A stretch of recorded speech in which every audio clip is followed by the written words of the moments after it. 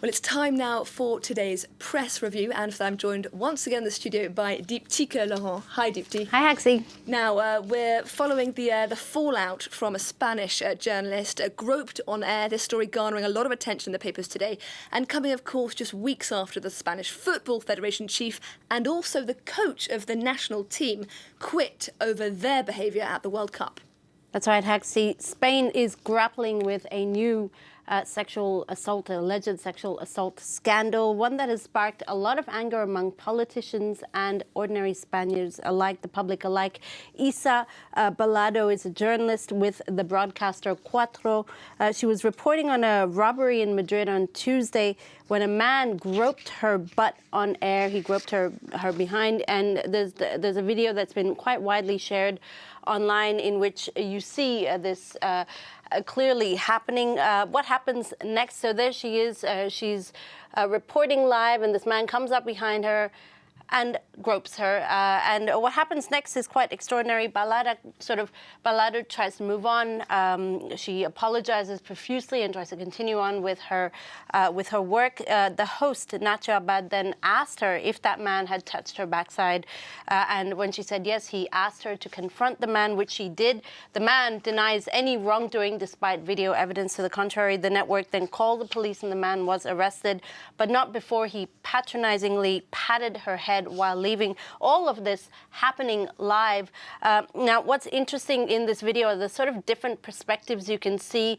La Razón, which is a Spanish paper here, says that there's also been some outrage among viewers who say that Abad, the host, essentially forced Balado to interview her aggressor on air instead of extricating her from the situation. A different perspective when you see the video. You see his anger and outrage at the event. You might imagine that he was trying to help her by confronting this man. The timing of this is particularly notable. Spain is obviously already grappling with the fallout of Football Federation Chief Luis Rubiales' unsolicited kiss upon Jennifer Hermoso at the Women's World Cup in July, and his denial of any wrongdoing. Well, away now from sexual harassment in sport to just plain old sport. France taking on Uruguay today in their second pool match at the Rugby World Cup, Diptyque. Yeah, that's right. And on the occasion, Captain Antoine Dupont is actually being rested in his place. Anthony Gerlanche, the number 8 forward, will be taking over the captaincy for this game against Uruguay in Lille. He's coming back from a serious knee injury just 6 months ago. L'Equipe says he'll be leading by example today with a team that already has seen 12 changes made since its victory against New Zealand last Friday. Now, that opening game saw a bit of controversy, notably over, among other things, a very cheesy opening ceremony, but also actually a decision to use a children's choir to sing the respective national anthems of teams.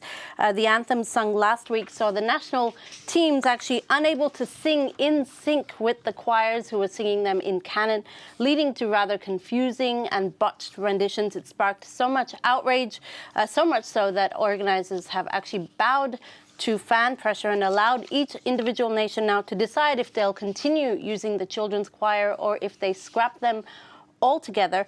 A delicate decision, as you can imagine, for the thousands and thousands of children who've been prepping this moment for, like several months. Yeah, definitely a bold move to get between rugby fans and their beloved national anthems.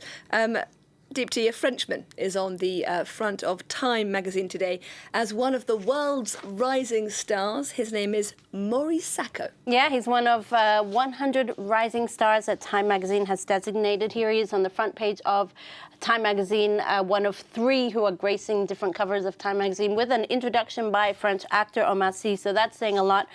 Mory Sacko is indeed a rising culinary star. He's a budding restaurant owner as well, Time magazine says. The soon-to-be 31-year-old has already cooked for presidents, past and present, and Hollywood stars at his Paris restaurant Mosuke, a place where you'll need months just to get a reservation. He's wowed the culinary world with his dishes, which pay tribute to his Mali and Senegalese heritage, but also to his passion for manga. So there's a bit of an Asian twist in his cooking. He's not stopping there. He'll soon be opening yet a new restaurant just a stone's throw away from the Élysée Palace. It's a 300-year-old house once inhabited by General Lafayette. And finally, from you then, Dipti, a very strange session in the Mexican Parliament recently. A ufologist, I think that's the way I pronounce so, it, yeah. or an ufologist. Or a ufologist. Or a ufologist.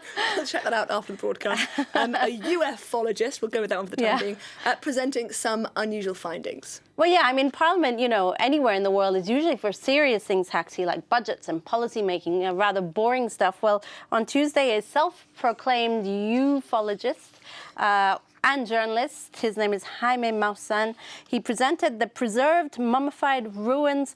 That is not the article. I don't think Beyonce would take that too kindly. I'll show you the tweets instead. He presented the preserved mummified ruins of 2 aliens. He says they were found in Peru in 2017. They're tiny in stature, chalky in color, 3-fingered hands and desiccated heads.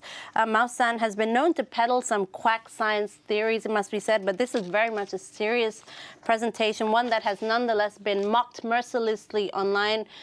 This is the picture you see. This person says, when you wake up in the middle of the night, desperate for a glass of water, while this person says it looks kind of like a dry piñata.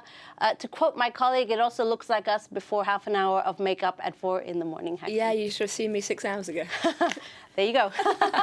Not dissimilar. Diptyque Laurent with a look through the top stories today in the international papers. Thank you very much.